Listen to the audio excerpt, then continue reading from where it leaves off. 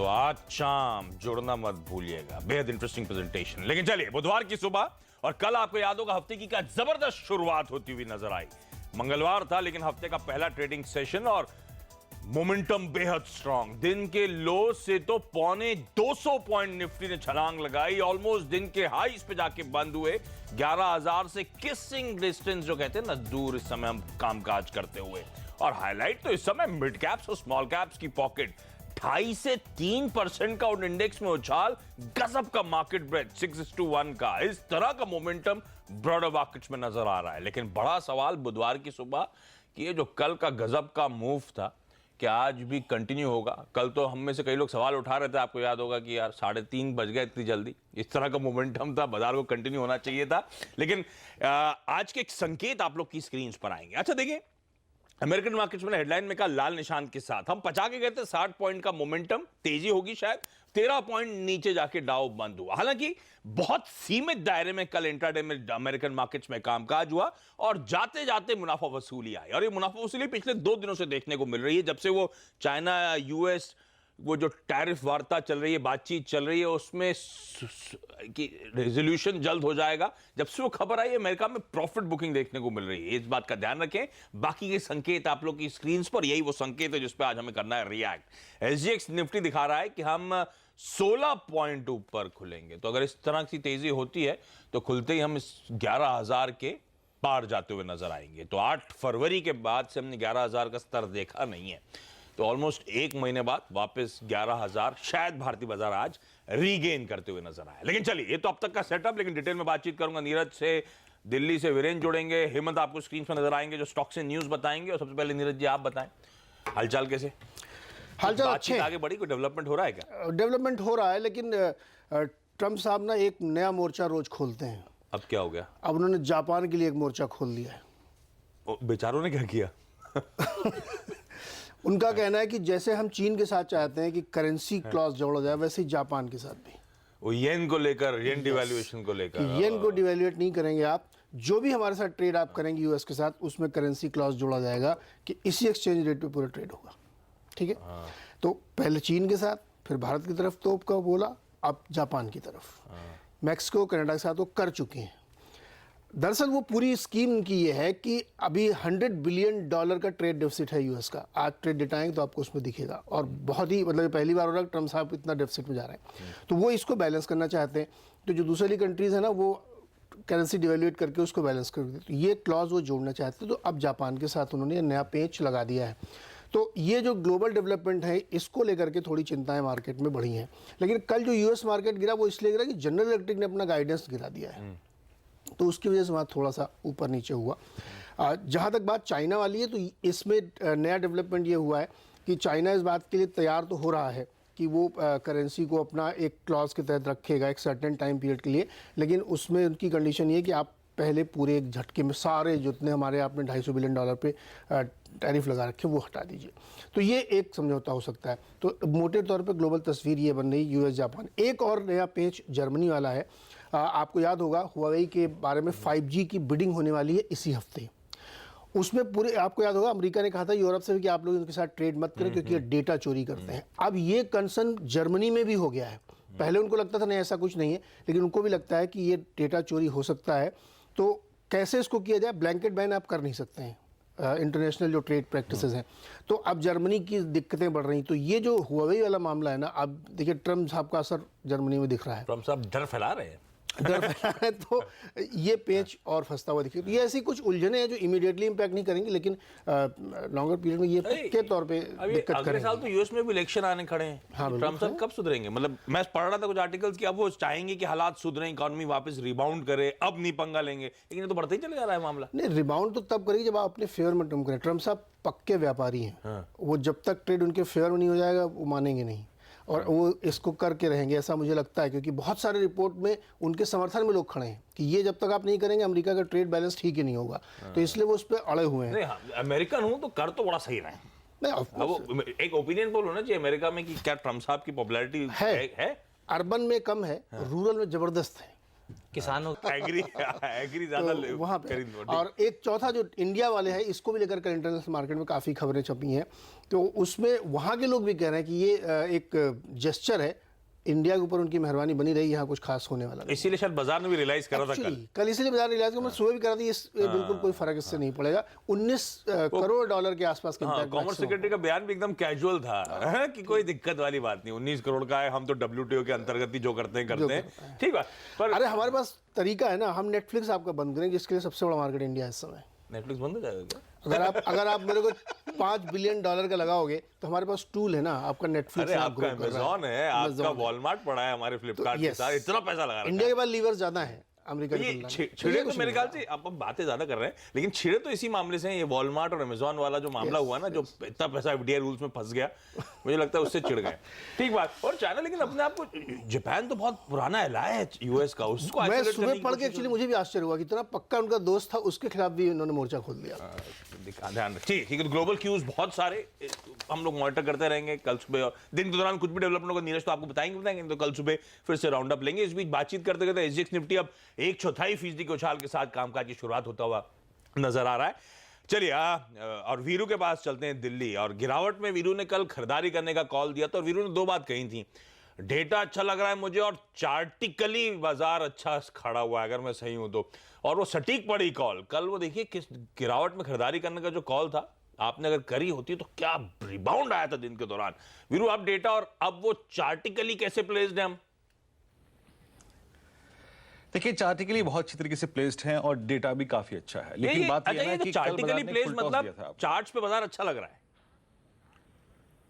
Charts पे अच्छा लग रहा है और रिस्क रिवॉर्ड रेशो अच्छा था कल। पहली चीज अगर आप देखें, रिस्क रिवॉर्ड रेशो बेहतरीन था कल। बाजार ने एक फुल टॉस दिया था आपको कि ठीक है भाई, मैं शुक्रवार को एक स्ट्रॉन्ग ट्रेजेक्टरी बंद हुआ था, लेकिन वीक खुलूंगा आज, तो मैं आपको एक मौका एंट्री के लिए अच्छा दे रहा हूं। आज अगर आप देखें, यकीनन एंट्री बहुत रिस्क रिवॉर्ड रेशो के लिहाज से अच्छी नहीं होगी, लेकिन हाँ, जो एग्जिस्टिंग लॉन्ग होल्ड करता है उसके लिए बाजार खुला हुआ है। तो कल का बाजार एंट्री के लिए सबसे पर्याप्त था। अच्छा, डेटा क्या कहता है और उसके बाद एंट्री कहां कर सकते हैं उस पर बात करते हैं आशीष। देखिए डेटा ये कहता है कि इंस्टीट्यूशनल पार्टिसिपेशन काफी स्ट्रांग है। 752 करोड़ रुपए की एफआईएस की बैंक, 580 करोड़ रुपए की डीआईएस की बैंक, 1350 करोड़ रुपए का बाजार में कैश, डेरिवेटिव्स के, इंडेक्स फ्यूचर्स के, स्टॉक फ्यूचर्स के आंकड़े काफी अच्छे खासे। और स्टॉक्स में 10,000 कॉन्ट्रैक्ट्स का लॉन्ग साइड पे जुड़ना वो इंडिकेट करता है कि स्टॉक्स में मोमेंटम अभी और रहेगा। याद रखिए करना क्या चाहिए। एक बार अगर आप निफ्टी के स्टैट्स को देखें ना आशीष, तो मुझे को लगता है कि निफ्टी में पॉसिबली जो नेक्स्ट ट्रैजेक्टरी होगी वो होगी करीब करीब 11,064 से लेकर 11,088। अब ये आज आए कल आए ये तो शायद वक्त तय करेगा, लेकिन ये जोन आना बहुत हद तक पॉसिबल है। 11,060 से लेकर 11,088। जो एग्जिस्टिंग लॉन्ग है उन्हें स्टॉप लॉस क्या रखना चाहिए? जो एग्जिस्टिंग लॉन्ग है उन्हें स्टॉप लॉस अपना खिसका कर 10,938 या फिर 10,890 के स्तर पे लेके आ जाना चाहिए। याद रखिए कल 10,900 पे काफी अच्छी खासी पुट राइटिंग हुई है और पहले 10,800 पे काफी अच्छी पुट राइटिंग हुई थी, लेकिन क्योंकि कल इंट्राडे में फ्रेश ब्रेकआउट 10,938 के स्तर पे आया है, तो टेक्निकली आपको अपना स्टॉप लॉस 10,938 के स्तर पे लाना चाहिए। अगर आप थोड़ा सा बड़ा स्टॉप लॉस रखना चाहते हैं तो 10,890 का रहेगा। तो ये है एक टारगेट्स निफ्टी और निफ्टी स्टॉप लॉस पे।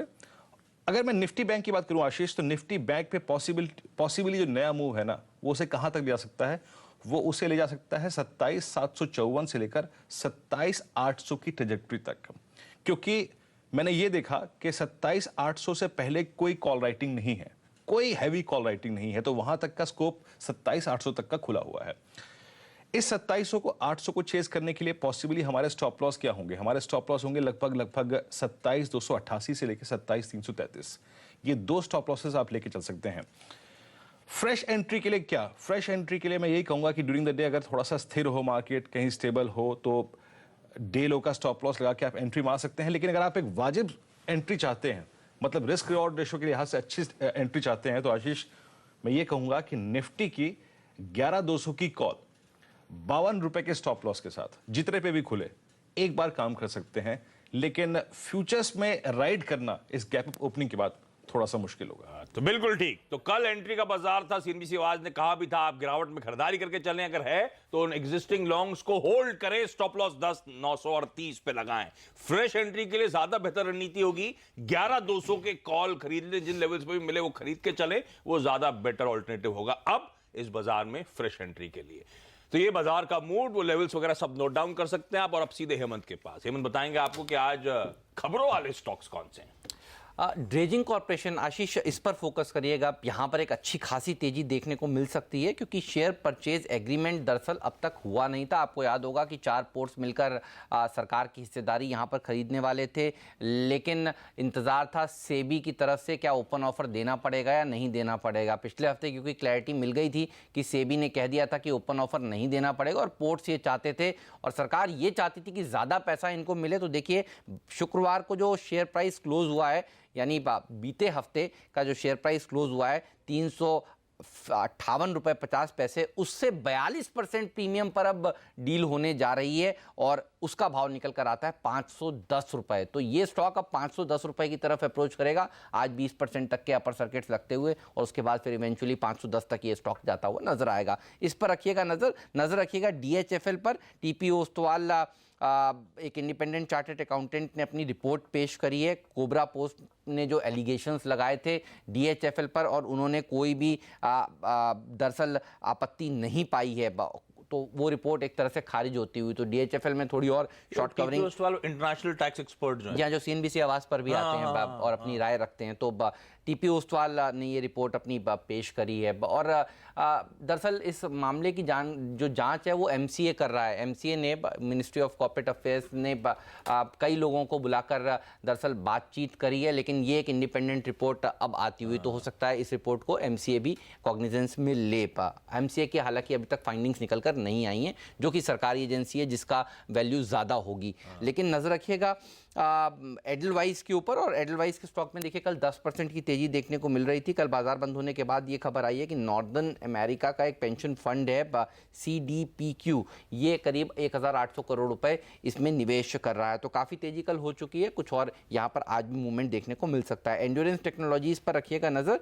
1260 के आसपास कल का क्लोजिंग प्राइस है। OFS आज खुल रहा है जिसमें प्रमोटर 7.5% हिस्सेदारी बेच रहे हैं। तो फ्लोर प्राइस देखिए करीब 1100 रुपए है, तो ये हो सकता है आज गैप डाउन खुलता हुआ नजर आए। 1100 रुपए के आसपास का फ्लोर प्राइस है क्योंकि, तो उसके करीब जाने की ये शेयर कोशिश करे। कल रिटेल इन्वेस्टर्स में पार्टिसिपेट कर पाएंगे। हाल ही में IPO आया था और IPO को ज़बरदस्त रिस्पॉन्स भी मिला था। ग्रासिम के ऊपर भी रखिएगा नज़र। टर्की की एक यूनिट है जो कि कोल्हापुर में है और उसको दरअसल ग्रासिम खरीदने जा रहा है। हालांकि बहुत बड़ा एक्विजिशन नहीं है, 165 करोड़ रुपए का ही ये एक्विजिशन है, लेकिन ग्रासिम के लिए ये खबर आती हुई कल बाजार बंद होने के बाद। तो ये स्टॉक भी आज रहेगा रडार पर। ओके, क्विकली आपकी स्क्रीन पर ट्रेडिंग बेट। चॉइस ब्रोकिंग कहता है अशोक लेलैंड खरीद के चले 99 के टारगेट्स। KIFS ट्रेड कैपिटल कहता है हिंडाल्को में खरीदारी करें 208 के लक्ष्य के लिए, और समर्थ कैपिटल का मानना है HUL में बिकवाली करें 1675 के लक्ष्य के लिए। क्विकली यहां पे छोटा सा ब्रेक के उस पार कमोडिटी मार्केट्स की स्ट्रैटेजीज।